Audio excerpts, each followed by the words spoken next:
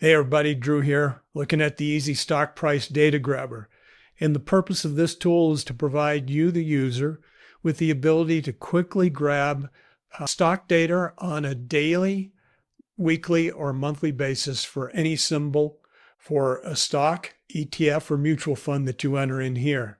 So let's, for this one, do NVIDIA, NVDA, hit enter. We have a date of 1/1/2006. That's just over 20 years.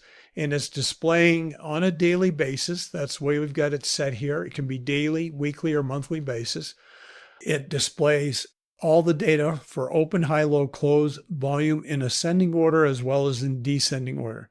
So for this volume of data, the daily data, turns out it's over 5,000 rows of data. Over here on the far right, you have a pretty nice looking chart for NVIDIA, and it displays that.